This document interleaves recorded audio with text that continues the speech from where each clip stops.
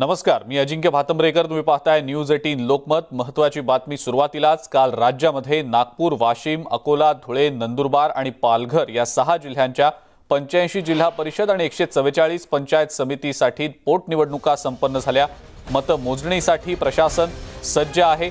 स्थानिक पातळीवरच्या राजकारणाची हवा नेमकी कोणत्या दिशेने वाहतीये याचा अंदाज या निवडणुकीमधून आता येणार आहे। या निवडणुकांचे जे सर्वात वेगवान आणि जलद निकाल आहेत ते न्यूज 18 लोकमतवर प्रेक्षकांना पाहता येणार आहे। नागपूरमध्ये 16 जिल्हा परिषद आणि 31 पंचायत समितीसाठी या पोटनिवडणुका होत आहेत। नागपूर जिल्हा परिषदेवर काँग्रेसची सत्ता असल्याने ही सत्ता टिकवणं या निवडणुकीच्या निमित्तानं महत्त्वाचं आहे। मतमोजणीसाठी आता प्रशासन सज्ज आहे आणि न्यूज 18 लोकमतवर या पोटनिवडणुकीचे जे सर्वात जलद, अचूक आणि वेगवान निकाल तुम्हाला पाहता येणार आहे।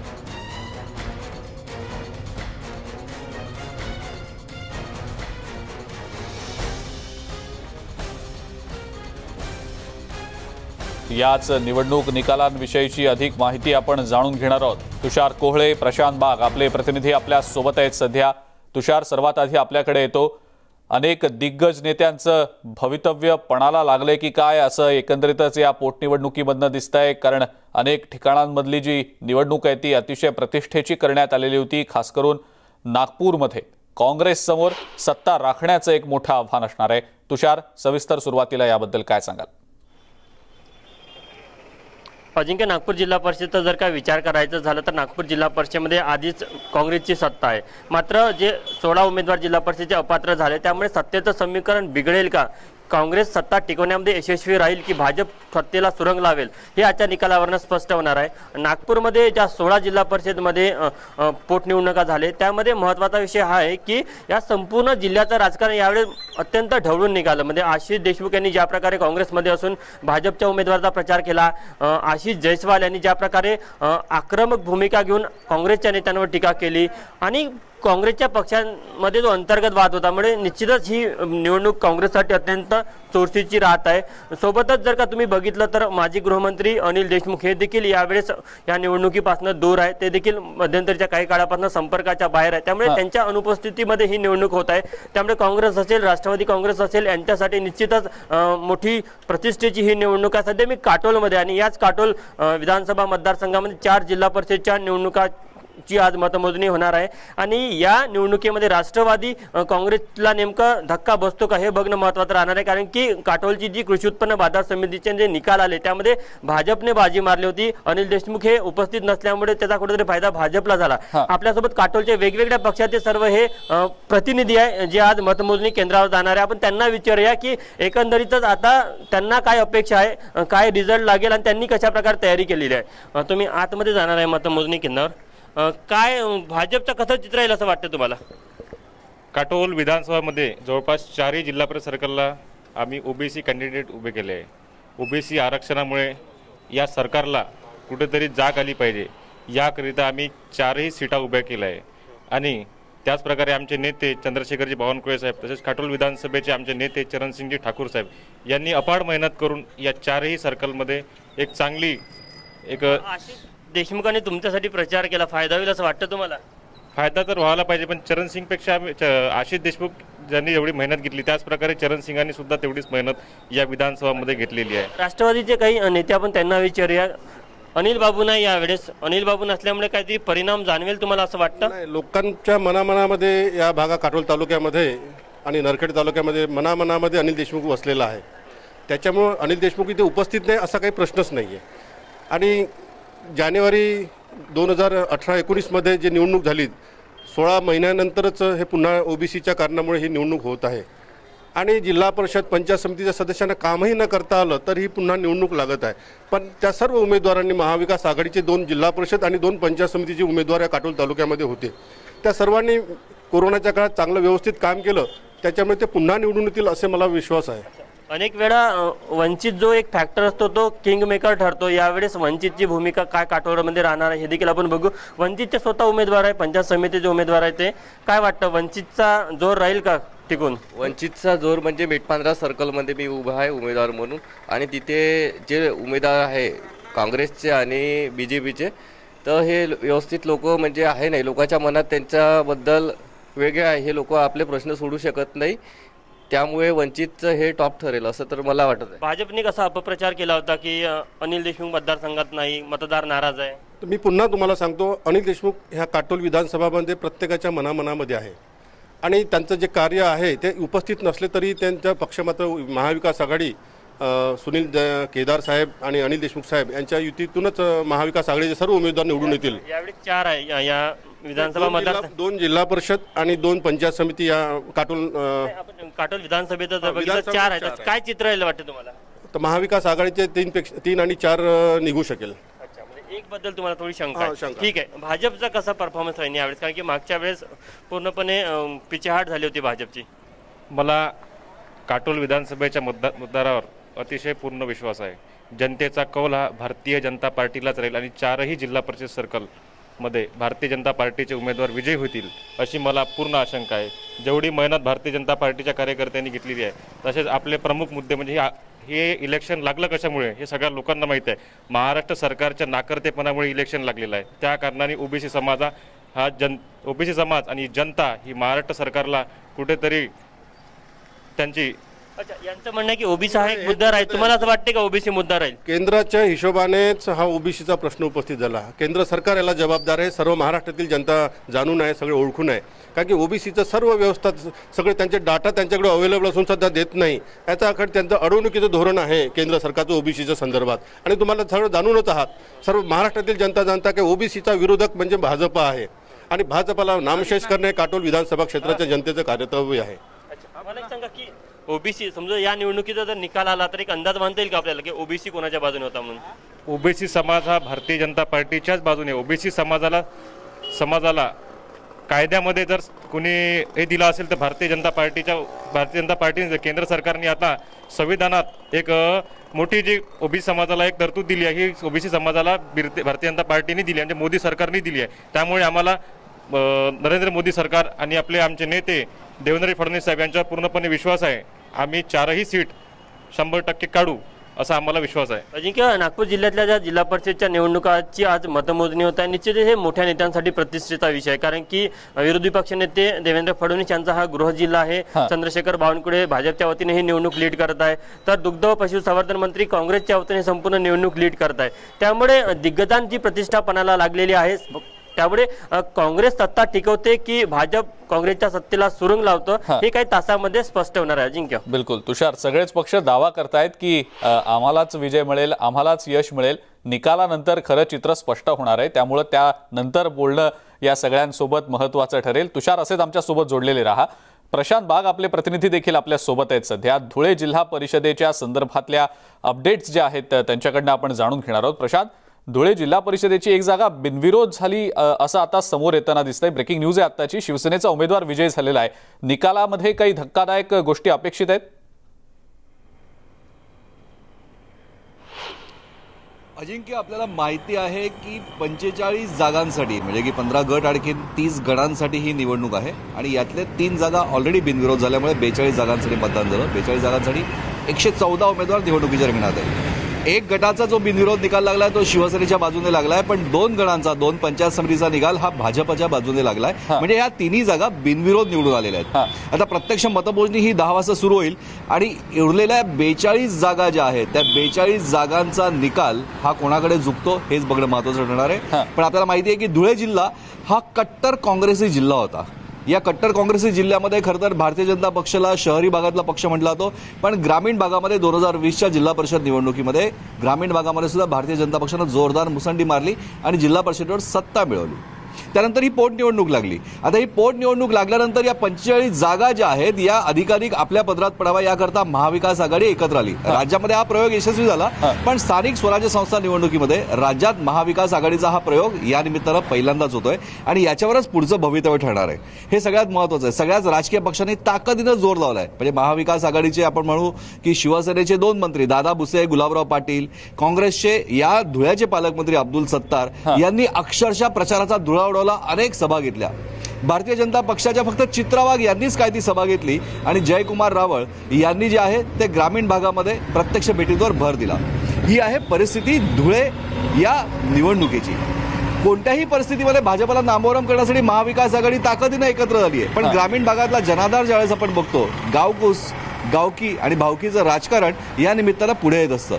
म्हणजे खानदेशचा हा जो भाग आहे, नंदुरबार जिल्ह्यामध्ये झालेलं 65% मतदान, धुळे जिल्ह्यात झालेलं 60% मतदान आणि मतदारांच्या मनात नेमकं काय आहे हे कौल जरी 10 वाजेनंतर स्पष्ट होणार असलं तरी एक मात्र निश्चित की भारतीय जनता पक्षाची जी सत्ता जिल्हा परिषदेवर आहे त्याच्यावर मात्र या निकालाने कोणताही फरक पडणार नाही. पोटनिवडणूक जरी लागली तरी सत्तेचा झेंडा हा भाजपच्याच हाती असणार आहे, हे मात्र अत्यंत स्पष्ट आहे.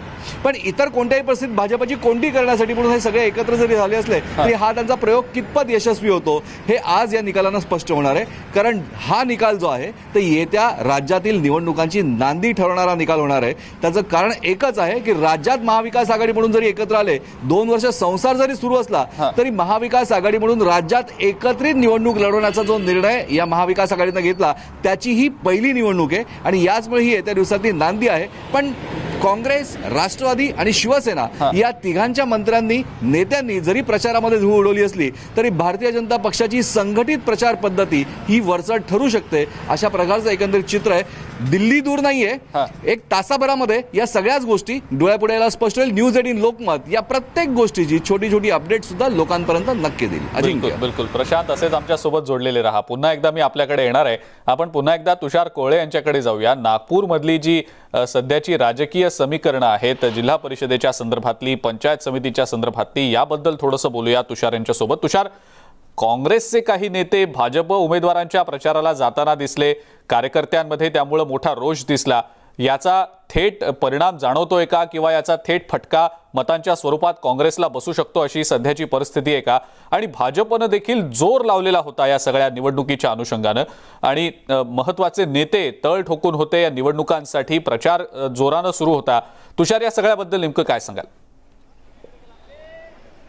अजिंक्य, निश्चित वेगवेगळ्या भागामध्ये वेगवेगळे फॅक्टर काम करताना पाहायला मिळत आहे. म्हणजे जर का तुम्ही काटोल विधानसभा मतदारसंघातले जे 4 जिल्हा परिषदचे सरकार बघितले तर तिथे आशिष देशमुखनी जी भूमिका घेतली, भाजपच्या उमेदवाराचा प्रचार केला आणि स्वतःच्या पक्षाच्या विरोधात भूमिका घेतली, निश्चितच त्याचा फटका महाविकास आघाडीला या भागामध्ये पडू शकतो.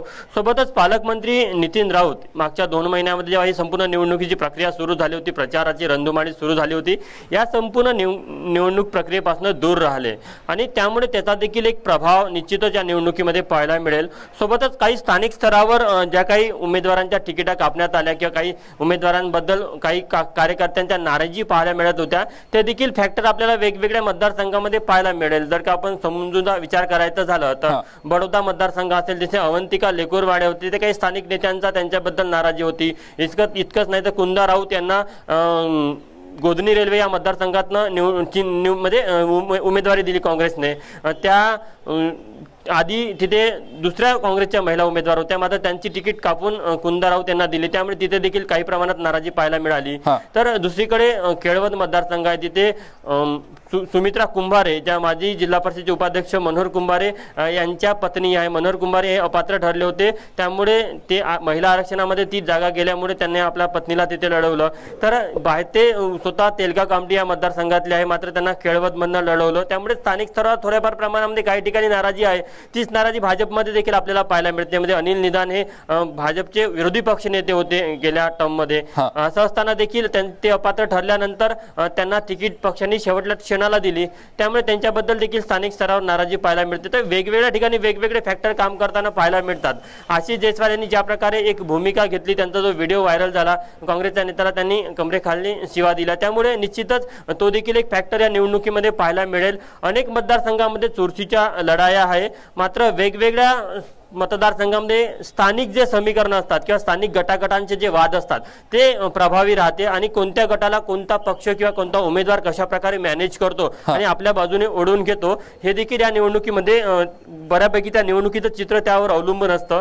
एक गोष्ट निश्चित आहे की या निवडणुकीमधनं हे बघायला मिळेल की कुठेतरी नागपूर जिल्ह्यातला जो सध्या तर एक छत्री कोणत्याही नेत्याचं वर्चस्व नाही आहे. या निवडणुकीच्या माध्यमातून ते स्पष्ट होईल की सुनील केदारचं काँग्रेसतर्फे या संपूर्ण जिल्ह्यावर एकतर्फी वर्चस्व आहे की नाही आणि बावनकुळे यांचं देखील भाजपतर्फे या जिल्ह्यावर वर्चस्व आहे की नाही हे आपल्याला या निवडणुकीमध्ये पाहायला मिळेल. आणि सोबतच आशिष जयस्वाल यांनी ज्या प्रकारे भूमिका घेतली त्याचा किती प्रभाव ठरतो किंवा आशिष देशमुख यांची जी भूमिका होती त्यांचा किती प्रभाव ठरतो हे सगळे फॅक्टर आहे ह्या संपूर्ण निवडणुकीच्या निकालाला प्रभावित करणार आहे. त्यामुळे निश्चितच अत्यंत रंगतदार निवडणूक आपल्याला नागपूरमध्ये पाहायला मिळेल.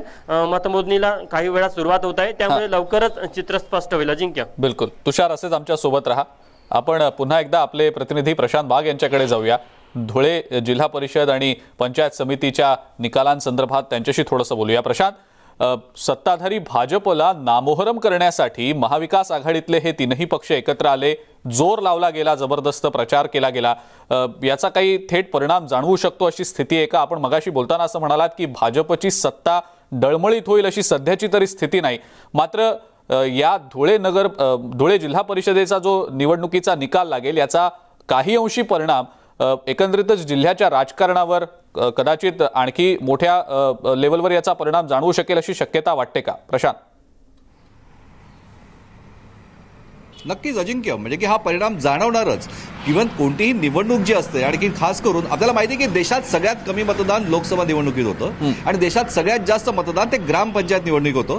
कारण गाव कुसातल्या माणसाचा प्रश्न असतो तो गावकी आणि भावकीचं राजकारण जे असतं ना ते ग्रामीण भागातली निवडणूक ही ताकदीने खेळत असतं. आणखी जिल्हा परिषद म्हणजे मिनी मंत्रालय. कोणत्याही परिस्थितीमध्ये या मिनी मंत्रालयावर सत्ता मिळवायची किंवा मिनी मंत्रालयामध्ये आपला माणूस पाठवायचा याच्यामधनं ग्रामीण भागातल्या मतदाराला घरातनं काढलं जातं. अहमहिका असते आणि गावकी आणि भावकीचं राजकारण म्हणजे की बऱ्याच ठिकाणी एकमेकांच्या विरुद्धच नात्यातलेच लोक उभे असतात. यामुळे या निवडणुकीचा मोठा परिणाम होणार. काँग्रेसचा हा बालेकिल्ला असलेला जिल्हा म्हणजे रोहिदास पाटील काँग्रेसचे अत्यंत ज्येष्ठ नेते, एकेकाळी मुख्यमंत्री पदाचे दावेदार असलेले रोहिदास पाटील यांचं नाव होतं. त्या रोहिदास पाटलांचा हा जिल्हा, पण त्याच ग्रामीण भागामध्ये काँग्रेसला खऱ्या अर्थानं सुरुंग लावला कोणी असेल तर तो भारतीय जनता पक्षानं. शिवसेना असो का राष्ट्रवादी यांना सुद्धा कोंडीत पकडण्याची ताकदीनं भूमिका 2020च्या निवडणुकीत भाजपनं अत्यंत योग्य निभावली. त्यामुळे कोणत्याही परिस्थितीत या पोट निवडणुकीचा फायदा करून घेण्यासाठी महाविकास आघाडी ताकदीनं एकत्र आली आहे. पण जर का आपण बघितलं तर धुळे जिल्ह्यातल्या अनेक गट आणि गणांमध्ये ही निवडणूक होत असली तरी 6 जे जागा आहेत ना त्या सगळ्यात महत्त्वाचा आहे. म्हणजे याचा आपण निकाल आपण कसा असू शकेल आपण म्हणतो कुसुंबा, म्हणजे की हा धुळ्याचा एकेकाळीचा विधानसभा मतदारसंघ होता. कुसुंबा, लामकाणी, कापडणे, खलाणे, मालपूर, नगाव या 6 गटातली जी निवडणूक आहे तीच निवडणूक धुळ्याच्या राजकारणाला कलाटी देणारी आहे. आणि त्यातल्या लांबकाणी आणखी त्याचबरोबरची दुसरी लांबकाणी बरोबर कुसुंबा म्हणून जे आहे या 2 जागा अत्यंत महत्त्वाच्या आहेत. आपल्याला माहिती आहे की भारतीय जनता पक्षाचे गुजरात प्रदेशाचे प्रदेशाध्यक्ष जे आहे खासदार CR पाटील यांची कन्या धरती देवरे ही लांबकाणी गटातनं भाजपच्या तिकिटावर निवडणूक लढवते. कोणत्याही परिस्थितीत तिचा पडाव करायचा याकरता महाविकास आघाडीनं ताकदीनं तिथे जोर लावलाय. पक्षाने ताकद लावली, अनेक सभा घेतल्या, पण त्या ठिकाणी धरती देवरे यांची बाजू अजूनही मजबूत दिसून येते. कारण त्यांचं जे सासूरवाडीचं कुटुंब आहे देवरे यांनीही त्या भागात केलेलं अत्यंत एक चांगलं काम. त्याचबरोबर आपण बघतोय की कुसुंबा जी निवडणूक आहे म्हणजे राष्ट्रवादीचे जिल्हाध्यक्ष किरण शिंदे यांची पत्नी वैशाली शिंदे आता तिथे उमेदवार आहे. त्यांच्या विरोधात आहे संग्राम पाटील भाजपचे, जे 2020ला सुद्धा निवडून आले होते. संग्राम पाटील हे एकेकाळचे किरण शिंदे यांचे सहकारी आणि याच ठिकाणी दोघं एकमेकांच्या समोर आव्हान देऊन उभे टाकलेले आहेत. कोणाचं पारडं जड आहे? आज दोघांनाही 50-50% विजयाची शक्यता मानली जाते. पण भाजपाचं संघटन कौशल्य हे प्रत्येक ठिकाणी दिसून येत आहे, जाणवत आहे. याचमुळे ग्रामीण भागात सुद्धा भारतीय जनता पक्ष हा कोणत्याही परिस्थितीमध्ये आपला पक्ष अधिक मजबूत करेल असं एकंदरीत चित्र दिसतंय. आणि याचमुळे महाविकास आघाडी म्हणून एकत्र आलेले शिवसेना, काँग्रेस, राष्ट्रवादी यांना येत्या दिवसामध्ये पुन्हा एकदा नवीन समीकरणाची जुळणी करावी लागणार आहे. कारण जर का हे एकत्र आले तर एकत्र आल्यानं काय फरक पडतो, काय परिणाम करतो याचा निकालच या निवडणुकीच्या निकालानंतर लागणार आहे. काहीही असो, भारतीय जनता पक्षानं जी सत्ता मिळवली आहे जिल्हा परिषदेवर ती राखण्यात त्यांना यश मिळालंच आहे. कारण निर्विवाद बहुमतानं 2020ला ते निवडून आले होते. त्यामुळे या पोटनिवडणुकीच्या निकालाचा त्यांच्यावर फरक जरी पडणार नसला तरी असलेल्या सगळ्या जागा त्याच जागी त्याच उमेदवारांना पुन्हा उभं करून भारतीय जनता पक्षानं कंबर कसली आहे की कोणत्याही परिस्थितीमध्ये आपलं जे मताधिक्य आहे ते कमी होऊ द्यायचं नाही तर ते अधिकाधिक वाढवायचं. पण शिवसेनेचे मंत्री दादा भुसे, गुलाबराव पाटील, काँग्रेसचे मंत्री अब्दुल सत्तार यांनी ज्या पद्धतीनं प्रचाराचा धुराळ उडवला आहे, मतदारांना आपल्याकडे आकर्षित करण्यासाठी प्रयत्न केले, त्याचा कितपत फायदा होणार हेही बघणं महत्त्वाचं ठरणार आहे. कारण या निवडणुकीत एक गोष्ट अत्यंत महत्त्वाची आली आहे. आतापर्यंत भाजप सेना एका बाजूला होते आणि काँग्रेस राष्ट्रवादी एका बाजूला होते.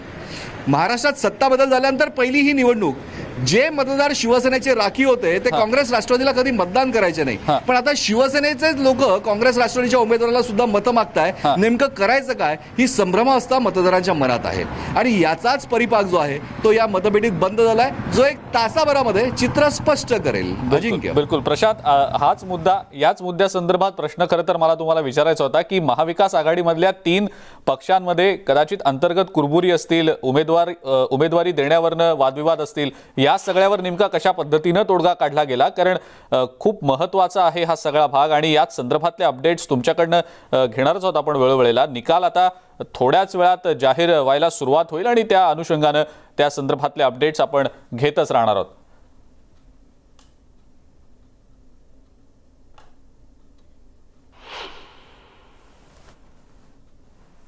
एका ब्रेकची वेळ झाली आहे. ब्रेक नंतर इतरही महत्त्वाच्या बातम्या आपण बघणार आहोत. बघत रहा न्यूज 18 लोकमत.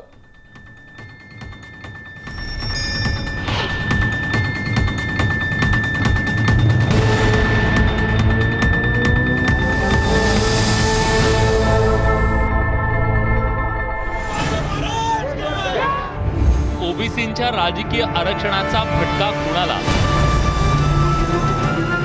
भाजपला फायदा होणार की मवियाची बाजी?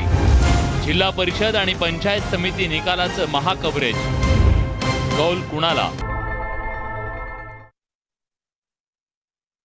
नवी गुलामगिरीची सुरुवात झाली आहे असं म्हणायला जागा आहे.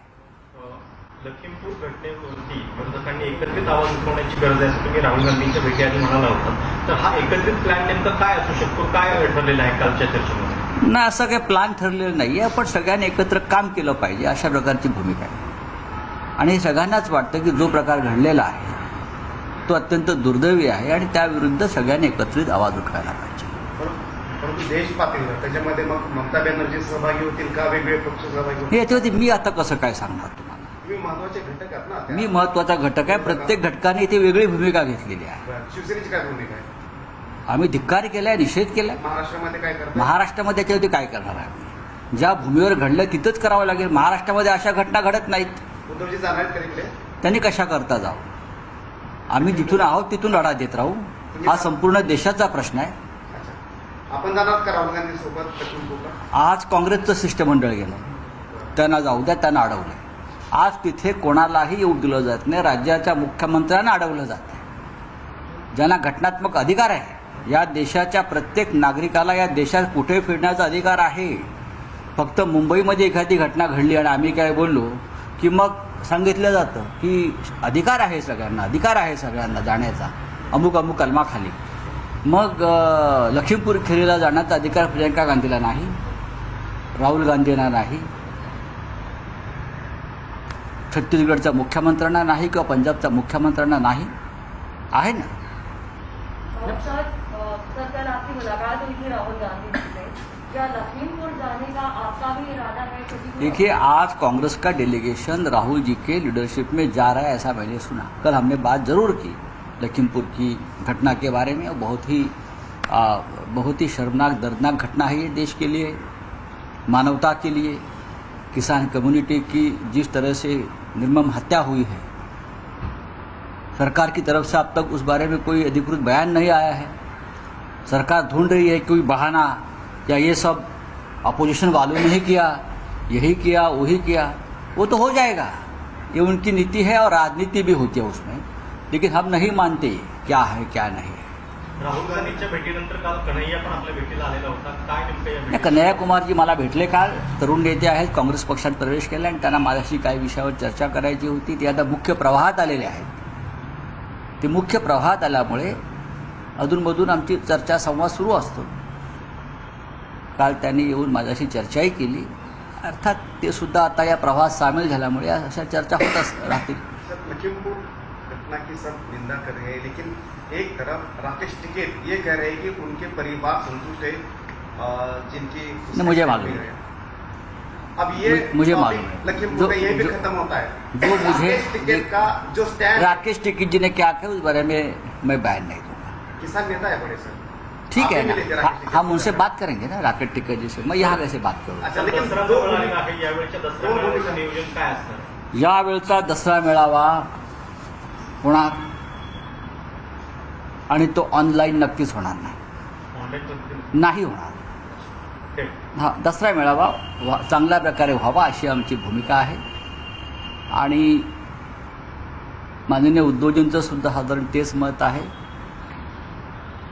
की नियमांचं, संकेतांचं पालन करून हा मेळावा कसा करता येईल या संदर्भात चर्चा सुरू आहे. उद्योजक जो निर्णय घेतील त्यानुसार तो होईल. चला, धन्यवाद.